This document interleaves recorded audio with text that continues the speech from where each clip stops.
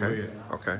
Okay, good afternoon. Today is Thursday, April 5th. My name is Hank Thierry. I'm chapter president of the Gamma Pi Lambda chapter of Alpha Phi Alpha. This is our every other week mentoring session with the Gentlemen's Club at Central Middle School. Today's topic is mindless consumerism. These mentoring sessions are part of our way of paying it forward through the Brothers Keeper initiative and just the basic construct of paying it forward to our community. So these young men represent the 7th grade at Central Middle School here in Galveston, part of the Galveston Independent School District. Today's topic is mindless consumerism, and please come watch and join us. Okay, good afternoon, everyone. Good afternoon, gentlemen. GM. How are you guys doing? Today we're going to do something a little different. It's going to involve participation. I'm going to ask you a question, and every time I ask this question, the answer is, it's my money. Okay? So let's start. I'm going to start it out. Whose money is it? It's my money. One more time. Whose money is it? My money. There you go. Okay.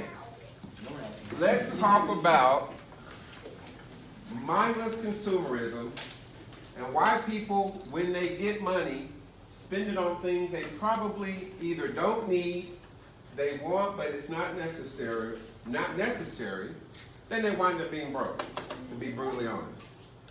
This whole idea is called mindless consumerism, and it's usually due to, whether you like it or not, you are being targeted as a consumer in many ways, from the media, through television commercials, through the internet, through your social construct, your peers.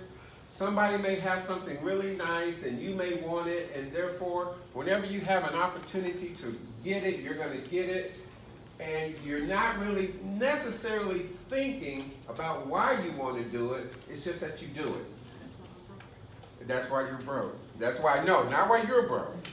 The best example I can give are designer tennis shoes. Air Jordans or other CP3s or whatever. These high-end designer shoes that cost a lot of money, you want them. And you want the opportunity to wear them. It's a status symbol among your peers.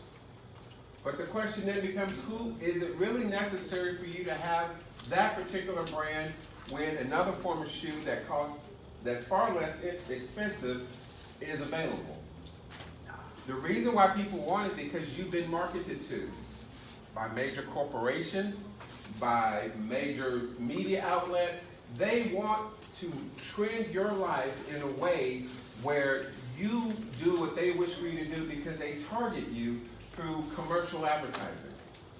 So what do we do when we're caught up in a situation? How do we get out of the cycle of mindless consumerism? Huh?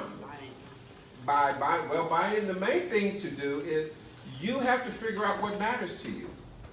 And as young men and as young adults, you're going to find out where your values are is where your finances tend to go. If you value service, that's where you spend your money. If you value education, that's where you spend your money. If you value certain things that are not necessarily for your best interest, then it becomes a little bit more mindless. One of the things that tends to happen is this concept of mindfulness.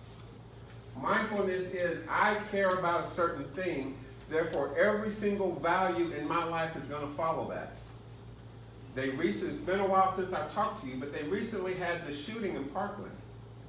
And those young men and those young women who were exposed to this mass shooter, they said, I value a decrease in violence or gun violence. And when that became their passion, what happened? They became organized, their resources, their time and effort went to that, and guess what? They watched the television shows that said adverse things or that were pro-gun rights, and guess what? They said, we're not gonna purchase any product or service from anyone who advertises on a certain show. And guess what happened? When that went out, all of the advertisers pulled out of the television for those shows because they know that these young people, your age, we're mindful enough to say our time and effort and resources don't buy into this. And even though you are young, you have that power to choose how your resources are going to be utilized. You have that power, and you have the ability to change the trends based on your view, not on someone's view of you. So I'm going to ask you the question again. Whose money is it? It's my money. Is it Nike's money? No. Is it Ralph Lauren's money? No. Is it BMW or Mercedes-Benz money? No. Whose money is it? My money. And what you do with your money is determined by the values you set for yourself. Family, education,